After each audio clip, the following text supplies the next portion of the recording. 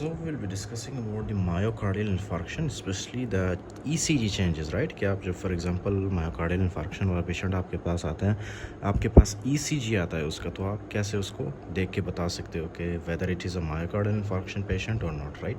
So listen very carefully, this is very very important topic, right? First of all you need to understand one thing कि ये जो मैंने यहाँ पे draw किया, this is only the left ventricle, not the right ventricle, okay? Because left ventricle is very important. अच्छा, जो for example 98% myocardial infarction होता है ना, वो शुरू कहाँ से होता है? लेफ़्ट वेंट्रिकल से, राइट? अच्छा, तो अब लेफ़्ट वेंट्रिकल में ऐसा क्या होता है, ईसीजी के अंदर हमें क्या चेंजेस मिलती है? Leave the rest of the things, okay? You just need to remember one thing. जब डीपोलराइजेशन होता है ना, डीपोलराइजेशन का मतलब है कि फर्स्ट ऑफ ऑल करंट कहाँ पे आता है? हमारे एसएन नोड के थ्रू हमारे एट्रिया में आता है, फिर एट्रिया के बाद वो हमारे राइट एंड लेफ्ट वेंट्रिकल में करंट आता है, राइट? और वो करंट किस फॉर्म में होता है? इस तरह से प्लस फॉर्म में, ओके, राइट?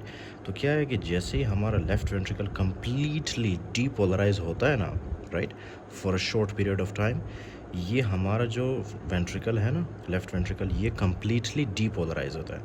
तो उस वक्त आपको ईसीजी में क्या मिलता है? Let's discuss that, okay? First of all आपको पता तो है ना कि ईसीजी के अंदर इस तरह से पी वेव है, राइट? फिर ये हमारे पास आ गया Q R S complex, okay, right?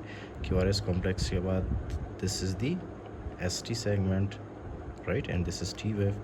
अच्छा, now listen very carefully. Can you see, ये आपको नज़र आ रहा है? यहाँ से लेके, ओके, यहाँ से लेके यहाँ तक, राइट? यहाँ से लेके यहाँ तक, this is called is the S T segment. Fine, this is called as the ST segment of the ECG, right?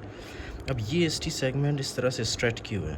What is the reason behind that? क्योंकि ये जो आपका लेफ्ट वेंट्रिकल है ना, लेफ्ट वेंट्रिकल जब कम्प्लीटली डीपोलराइज होता है ना, ओके, सो ये जो आपके पास यहाँ पे एक लाइन बनती है ना, ST सेगमेंट की लाइन, वो इस तरह से स्ट्रेट बनता है, right? Okay, in the next thing we will discuss कि ये ST सेगमेंट नीचे या ये ST सेगमेंट ऊपर इस तरह से कैसे जाता है. Fine, I will tell you that now.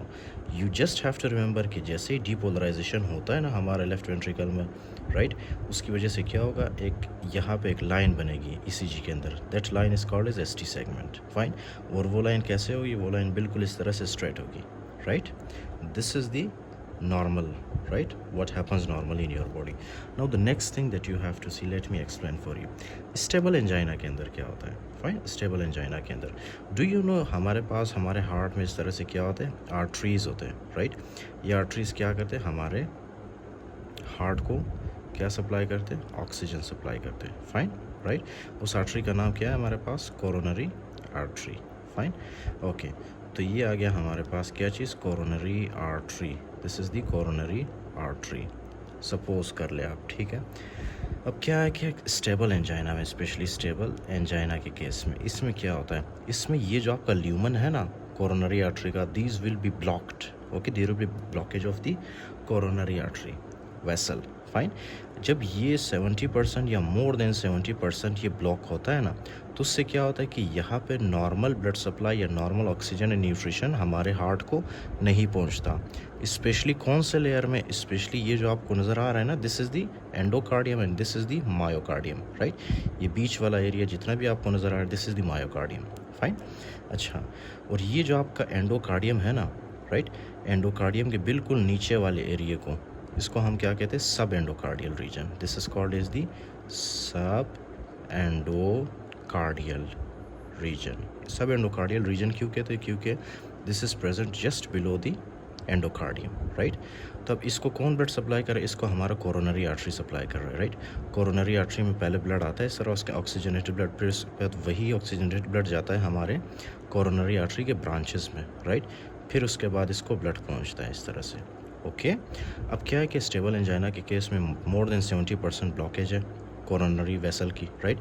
जिसकी वजह से नॉर्मल ब्लड सप्लाई नहीं होता. जब नॉर्मल ब्लड सप्लाई नहीं होगा, so that will lead to ये वाला एरिया जो आपको नज़र आ रहा है, राइट?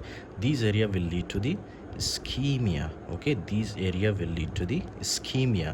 फाइन, अब आपको पता है कि जैसे डीपोलराइजेशन होता है ना, मैंने आपको बताया था कि इस तरह से पॉजिटिव चार्जेस जनरेट होता है, राइट? हमारे मायोकार्डियम में इस तरह से क्या होता है? पूरे मायोकार्डियम में क्या होता है? पॉजिटिव चार्जेस जनरेट होता है, right? What is the reason behind this? What is the problem here? Let me explain for you. ये जैसे ही डिपोलराइजेशन होता है, ये जितने भी पॉजिटिव चार्जेस हैं ना, ये क्या करते हैं, ये इस तरह towards the site of ischemia ये मूव करना स्टार्ट करते हैं इस तरह से। ये आपको नज़र आ रहा है, this is the part of ischemia, right. तो ये जितने भी पॉजिटिव चार्जेस हैं ये इस तरह से मूव करना स्टार्ट करते हैं towards the site of ischemia. यहाँ पे जितने पॉजिटिव चार्जेस होते हैं ना, ओके, मायोकार्डियम के अंदर, ये सारे इस तरह से मूव करना स्टार्ट करते हैं, ये सारे पॉजिटिव चार्जेस, ओके। और आपको पता है जब ईसीजी आप प्लेस करते हो तो ईसीजी का एक लीड, एक इलेक्ट्रोड कहाँ पे होता है, बिल्कुल हार्ट के इस साइड पे होता है, right. Now listen very carefully. जैसे ही ये पॉजिटिव चार्जेस अवे मूव करते हैं ना इस्कीमिया की तरफ, राइट, ये पॉजिटिव चार्जेस क्या करते हैं, जहाँ पे इस्कीमिया होता है वहाँ पे ये पॉजिटिव चार्जेस मूव करना स्टार्ट करते हैं। दैट बेसिकली मीन्स कि ये पॉजिटिव चार्जेस इस पॉजिटिव इलेक्ट्रोड से दूर जा रहे हैं, ओके, दूर जा रहे हैं, right.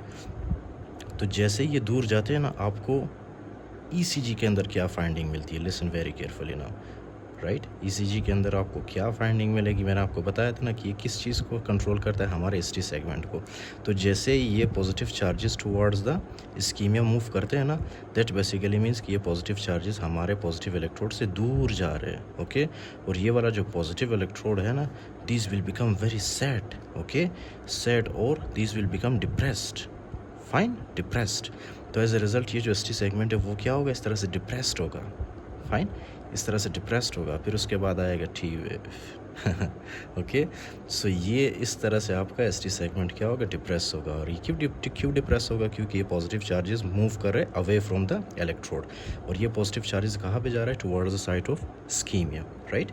So this is your stable angina. और ये जो स्टेबल एंजाइना है इसकी ड्यूरेशन कहाँ तक होती है, 2 to 10 minutes, okay. Listen very carefully, 2 to 10 minutes होता है, राइट, इसका ड्यूरेशन।